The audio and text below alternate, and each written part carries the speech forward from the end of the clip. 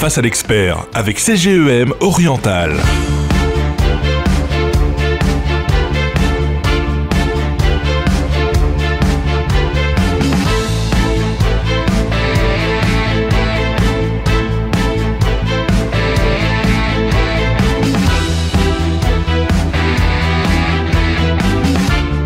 Bonjour à vous tous, nous sommes dans la ville d'Oujda, capitale de l'Oriental s'il en est. Il était naturel donc pour nous de nous déplacer ici dans la mesure où cette belle cité millénaire compte de décideurs économiques et de futurs managers.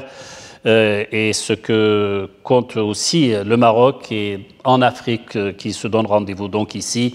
Tout cet énorme potentiel réuni dans la ville d'Oujda. Et nous sommes avec Senour El Bachiri, qui est président de la CGEM au niveau de cette région, au niveau de l'Oriental. Et la CGEM, c'est la Confédération Générale des Entreprises du Maroc. Sid Bachiri, bonjour. Bonjour, c'est Chérib. C'est une grande occasion de me recevoir. Qu'est-ce que cela représente pour vous, en tout cas déjà, dans un premier temps, ce 6e Meet de Lead organisé à Oujda? Écoutez, c'est un honneur pour nous d'avoir été invités par Meet de Lead et aussi par l'économiste. Bien évidemment, ce genre d'événement ne peut que donner, comment dirais-je, une bonne impression et un bon marketing pour cette région que je chéris. Ce genre de rendez-vous, qu'est-ce que cela représente, en tout cas, dans son potentiel, dans son focal, ici, dans cette région? Écoutez, comme vous le savez, c'est une région excentrée, mais nous, les gens du Maroc oriental, nous sommes résilients. La région de l'Oriental est connue pour sa résilience, donc c'est faire connaître aussi la région. Et par votre présence, je tiens à vous dire que nous n'avons aucun complexe par rapport aux autres régions. Il va de soi que de gros projets ont été initiés par Jamazéchté que Dieu l'assiste, et le discours initiateur du 18 mars 2003 a été vraiment le fer de lance, la locomotive de cette belle région. Il faut rendre à César ce qui appartient à César. Le gouvernement marocain a investi des sommes colossales, et notamment en créant des zones industrielles, celles de Oujda, Berkane, Taourit, Gersif. Et actuellement, Inch'Allah, à l'horizon de 2025, nous allons inaugurer un des plus grands ports de la Méditerranée, à savoir Nador Med-Ouest, qui sera un pont et vers l'Europe et vers l'Afrique. On a entendu tout à l'heure le Wali de la région de l'Oriental dire que les 10 prochaines années seront les 10 années de la région de l'Oriental, justement. Qu'est-ce qui va changer à votre avis? Quelle est votre vision, en tout cas pour la prochaine décennie, au niveau de cette région? Je vous le confirme, ce qu'a dit le Wali à point nommé. Effectivement, les 10 premières années seront le futur de cette belle région, comme je vous l'avais dit, que je chéris, je suis natif. Moi, j'aurais pu investir à Casablanca, mais la plupart de mes unités se trouvent à Berkane. Pourquoi? Parce qu'on a la chance d'avoir des terrains. Vous savez, je vais parler un petit peu de la zone nord, où Casablanca, Tanger, c'est des zones qui deviennent saturées. On n'a plus l'accès à la propriété. La chance que nous avons ici, c'est qu'il y a des zones industrielles qui commencent à se remplir, bien évidemment. Celle d'Oujda, Nador, l'agropole de Nador, la zone industrielle aussi de Gersif, de Taourit. Donc on a l'accès aussi à la propriété. Il ne faut pas oublier que le Conseil de la région aussi aide beaucoup ces entreprises au niveau des investissements. On a aussi une prime de territorialité qui est aussi importante. Donc moi, je lance un appel et un cri de cœur pour que les capitaux de Casablanca et du reste du Maroc puissent venir dans cette belle région. Alors je vous avais parlé tout à l'heure un peu du volet excentré de cette ville, de cette grande ville. Je pense qu'au fur et à mesure que nous avancerons dans le temps, voilà, cette vérité sera moins vérité, j'imagine. Qu'est-ce qui a fait justement cet handicap? Qu'est-ce qui a créé cet handicap au niveau, pour ce qui est de la ville d'Oujda? L'infrastructure routière, j'imagine, d'autant plus que les énergies ne manquent pas, le potentiel humain ne manque pas ici. Qu'est-ce qui a fait que pendant longtemps on a toujours considéré qu'Oujda, voilà, a toujours été excentré, comme on dit? Effectivement, on a eu, c'est une question très pertinente que je salue. Il n'y avait pas d'autoroute, il n'y avait pas pratiquement un seul aéroport. Là, on a l'aéroport de Nador, celui de Oujda, celui de Figuig. Comment dirais-je, le port de Nador était petit, donc on a, comme je vous ai dit, il y a le futur port de Nador Med-Ouest qui va être inauguré, Inch'Allah, en 2025. Et l'autoroute a permis... a complètement bouleversé. Ouais. Vous savez, pour aller à Casablanca, on mettait pratiquement 12 heures. C'était comme une sorte de pèlerinage. Moi, personnellement, avec ma voiture, je peux faire 5 heures ou 5 heures et demie pour aller à Casablanca. À Rabat, je peux le faire en quittant tôt le matin de Berkane avec l'autoroute et le soir, je dors chez moi. Oui, je le fais. Donc, il y a l'accessibilité aussi par les vols d'avion. Et moi, en tant qu'industriel, je suis dans le domaine des épices. J'ai beaucoup plus de facilité de travailler à Berkane.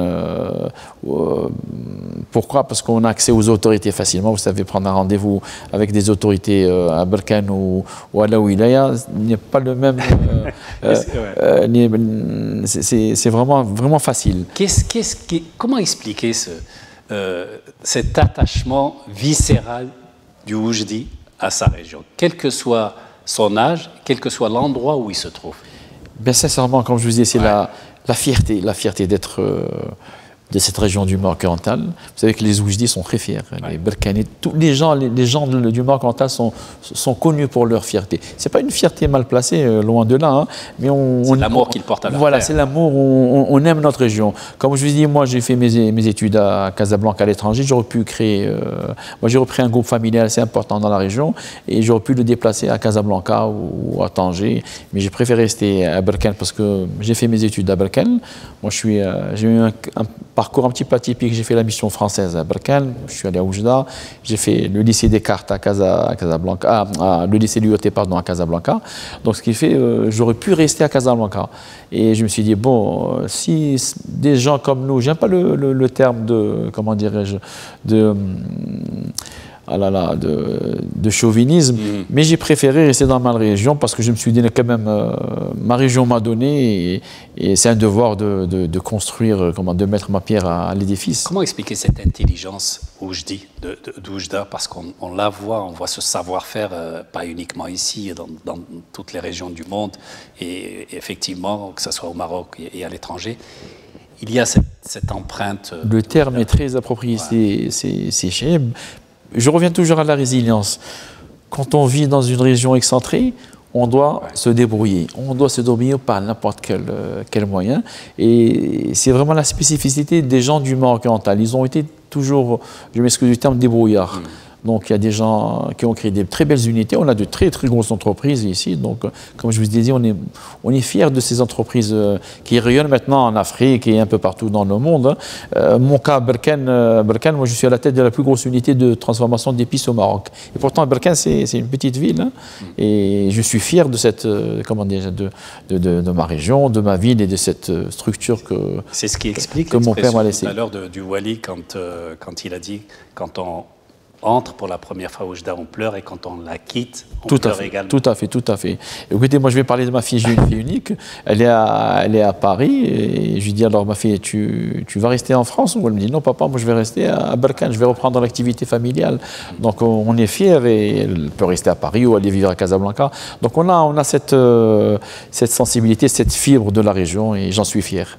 Et c'est vrai qu'elle est quand même assez spécifique et Tout à assez fait. particulière. On a beaucoup parlé, j'ai entendu beaucoup d'interventions sur ce que pourrait être le lendemain de la région de l'Oriental, qui est basé, en tout cas le lendemain professionnel, qui est basé sur les nouvelles technologies, sur les start-up.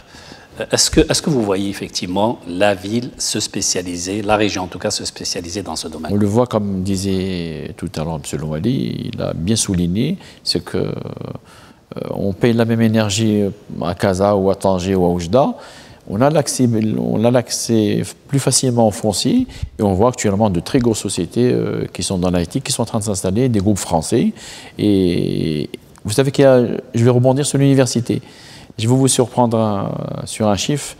L'université, c'est 150 000 étudiants ici. C'est une ville. Et au bout de la 5e année, on a à peu près entre 15 et 20 000 étudiants qui sortent chaque année. Donc on a un vivier important.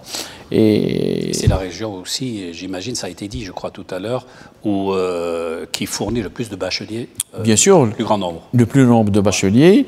Et on a une spécificité, ils sont polyglottes. Ces gens-là parlent en général 3 langues, d'où l'attirance de certaines sociétés qui sont aussi dans la télécommunication et dans l'IT. On peut s'attendre à une spécificité là aussi orientale pour ce qui est du Made in Morocco, parce qu'on parie beaucoup sur cette région à ce niveau-là aussi. Tout à fait, le Made in Morocco est très important. On a, comme je vous dis, d'où la création de zones industrielles. Je vais parler de Guersif. L'olive de Guersif est exportée à travers le monde. Mes épices aussi, elles sont très très connues au niveau mondial. On a aussi des gens aussi qui sont dans la clémentine. Il ne faut pas oublier la clémentine de Berkane qui rayonne à travers le monde, les États-Unis, la Russie. Donc tout ça, c'est des gens-là qui ont travaillé des années, qui ont pu constituer ce label et qui rentrent dans la politique du Made in Morocco. Est-ce que l'offre de la CGM ici, dans la région de l'Oriental, est différente par rapport à ce qui est fait peut-être dans d'autres régions du Maroc pour pouvoir attirer d'éventuels investisseurs? Alors la CGM orientale, vous savez, après Casablanca, c'est la 2e CGM au niveau des territoires, parce que la CGM orientale regroupe 8 provinces. Donc au niveau du territoire, c'est une CGM qui est une toile. C'est une toile, exactement. c'est 8 provinces. Nador, Berkane, Taourir, Guersif, Dréouch et Figuine. C'est une immense responsabilité. C'est vrai qu'il existe aussi une différence régionale, par exemple, entre la ville d'Oujda et Nador. Et Nador, tout à fait. Voilà, tout à fait. 150 km. Alors moi, quand j'ai eu l'honneur de reprendre la CGM, je suis à ma 7e année, j'ai créé des antennes, parce qu'il y a des sensibilités de langue et tout. Donc on a créé des antennes sur toutes les provinces, et ces antennes sont présidées par quelqu'un de cette province, par un homme d'affaires de cette province. Donc on travaille bien sûr d'une façon collégiale, et on est là, si vous voulez, c'est l'interlocuteur privilégié des autorités au niveau régional, et on a fait, d'ailleurs je salue M. Louali, on a travaillé 7 ans ensemble, on a fait un excellent travail avec lui, sincèrement. Et je suis fier de... Votre responsabilité ne sera pas plus grande avec le futur port de port, Nador. Ça c'est le défi très important. Immense. Et je vous confirme que Nador sera la locomotive de cette région, et on aura beaucoup plus de facilité à exporter. Et c'est un port aussi qui va pouvoir aussi, comment dirais-je, attirer les exploitateurs de Fès, de Meknès. Vous savez qu'on est à 2h30 de l'autoroute, au lieu qu'ils aillent sur Tanger. Donc ils pourront exporter à partir du port de Tanger, de Nador, pardon, Med-Ouest. Et on a déjà signé une convention avec la CGM de Fès Meknès et en présence de M. Louali. Tout ça, c'est pour renforcer, comment dirais-je, nos 2 régions. Encore faut-il qu'il y ait encore là aussi un tronçon d'autoroute Oujda-Nador. Il sera fait, et Oujda-Nador est fait, le projet a été lancé, c'est un projet à peu près de 1 milliard de dirhams. Les premiers tronçons vont bientôt être terminés. Et encore faut-il qu'il y ait le réseau ferroviaire Oujda-Nador. Oujda-Nador, l'étude a été faite. Ouais. Vous posez d'excellentes questions, c'est Chérib. L'étude a été faite, le projet va être lancé. Ma dernière question, votre immense espoir, votre optimisme peut-être pour les 5 prochaines années? C'est une excellente question. Ouais.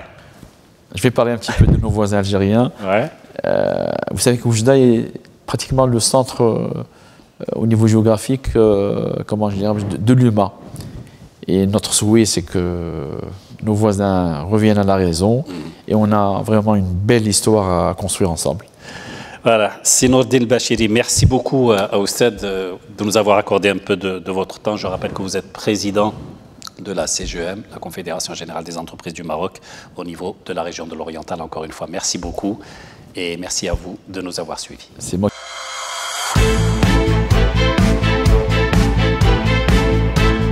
Face à l'expert avec CGEM Oriental.